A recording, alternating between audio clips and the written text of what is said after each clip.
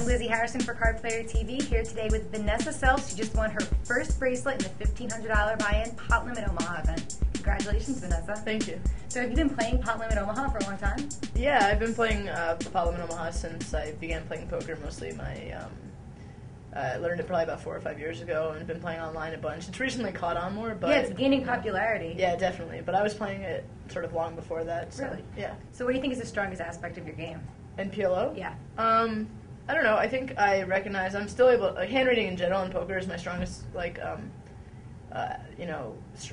biggest strength as a poker player. Mm-hmm. So when I'm able to hand read well in PLO, I can recognize situations and apply pressure when I think that, someone's going to... There's so many coin flip situations in PLO, or situations... It's a game where, people joke you're never less than a 60-40 in PLO. Basically, there's a ton of situations where it's not, it's closer than 55-45, so it's like a coin flip. And if you recognize that situation and apply pressure and get the other person to fold with a coin flip, I mean, that's huge, obviously. So just recognizing those situations, applying the pressure where pressure's due, and then using your big stack well. Well, what skills that aren't really used in Hold'em manifest themselves in PLO?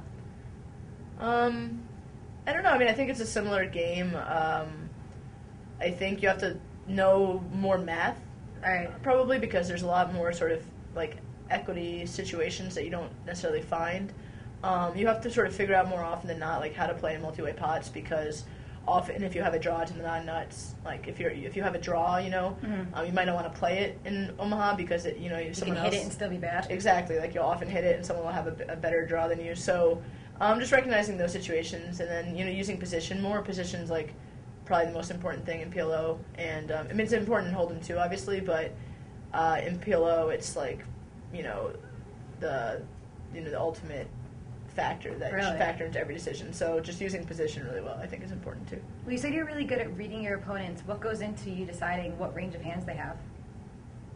I don't really know what goes into it. I mean, it's just like intuition. I mean, really? It's a lot of but it's a lot of hands played. It's a lot of situations. I mean, obviously, I'm not going to put them on the exact 4 cards that they have, but you can often tell what draws are out, what draws they're representing. Are they, sort of like what range of hands they can have, and you can narrow that range.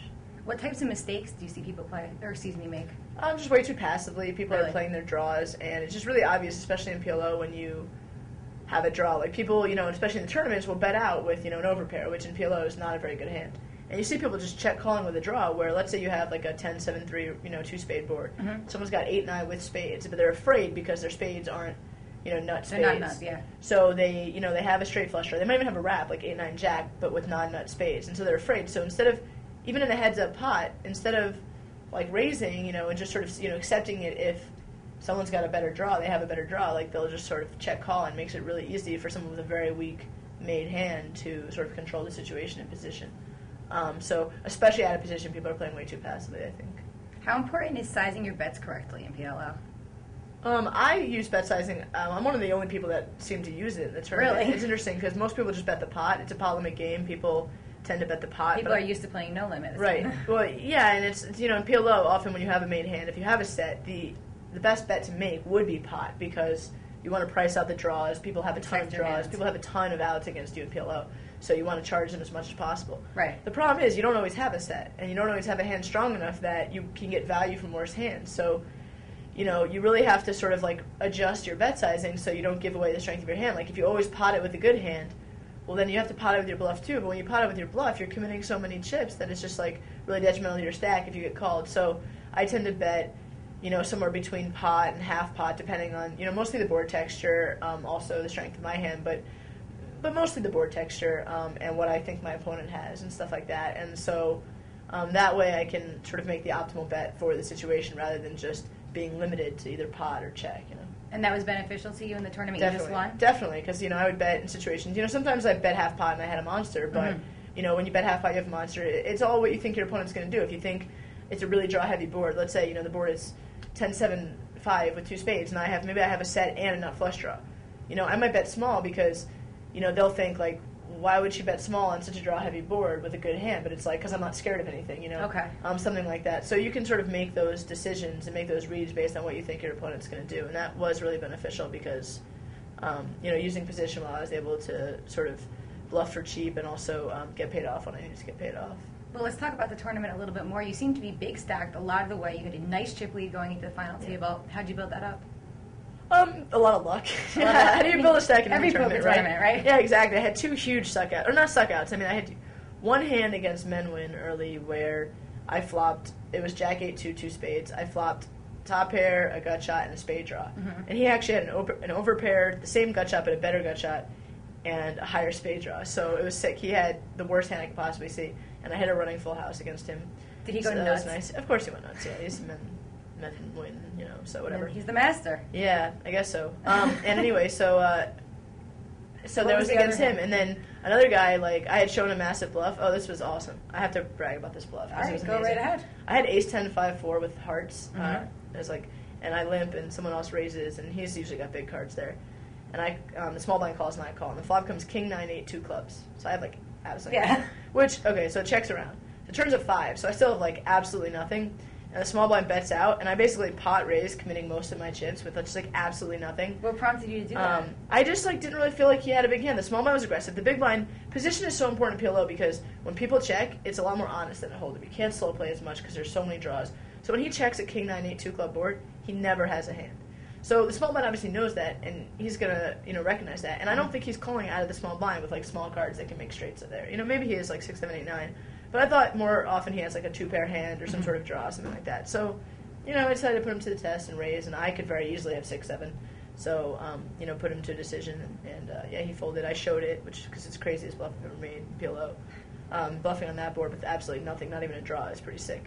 So I showed my bluff, and then anyway, he went on to sort of, I think he like tilted and re-raised me with a really bad hand, and then actually hit a monster against me. Oh, really? But I sucked out, so it's all good. That works. And that's how you build stacks in tournaments. Absolutely. And then from that point on, I just like won every coin flip. I mean, like I said, I used my stack well to apply pressure, but I mean, that's what it takes to win tournaments. I've won with 8. My aces held up like 3 times, which in PLO is insane. Not likely. I cracked aces a couple times on pre-flop. Like, I had that one hand with the final table bubble where I knew someone had aces. I called off half my stack to try to crack them, and then I did.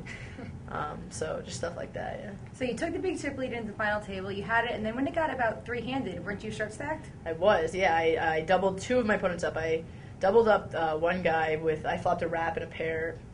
3-handed, he flopped an overpair, a straight draw, and a flush draw. I mean, 3-handed, we both had monsters. It's a cooler. He won the hand. I doubled him up, and then a few hands later, I had a full house against a bigger full house. I made a pretty bad call. I was getting 4-1. He check raised me on the river on an ace 2-2 XX board. Like, I knew he had pocket aces. I was probably on tilt a little bit. Made a pretty bad call with a small full house. And then I was down to 450,000 chips pretty quickly. So how did you recover from that and come back to win the bracelet? I just made some hands. I made some key bluffs. It must have felt great to start chipping up again. Yeah, I decided to use my position well, and I made one bluff where I called with a straight draw on a queen 9-2 2 diamond board against. I thought my opponent had made a hand, and the turn was a diamond, and he checked, so I bet into him for like most of my chips. But I know he had to fold his hand because I knew he didn't have a flush, and So, I made that bluff, and then I just made some hands and chipped up. I keep getting paid. I had an amazing image at the table. I mean, I was bluffing off a ton of my chips. And the guy to my left, Stan, even said something like, she's just going to keep bluffing off all her chips. So I had an amazing image, and finally, like, I got a hand versus him where it was Jack 10-8 all spades, and I had a 6 high flush, which isn't a great hand, but for the stacks that we had, 20 big blinds or 25 big blinds, or maybe it was more than that, 30, but the point was, for the steps we had, it's like, if he has a higher flush than me, I'm going broke. So I bet, and then I called his all-in. He check-raised me all-in with bottom 2, which is a horrendous play. That's okay. He's not a nice guy. But, it's a horrendous play, and but I had a great image, so I guess he thought, like, I was bluffing and stuff like that. So, I managed to stack him when he thought I was bluffing, and then the final hand as well. I got him to check-raise me all-in with top pair, some overcards, and a straight draw, which was the best hand I could have seen, because against the nuts. I mean, if I don't have the nuts, he's not in bad shape, but I have the nuts, and he was in terrible shape, so... Right. It worked out. My image worked out well. Congratulations on your first bracelet, and good luck for the rest of the series. Okay, thank you so much. Thanks for coming up today, Vanessa. Yeah, definitely. Lizzie Harrison with Vanessa Selbst for Card Player TV.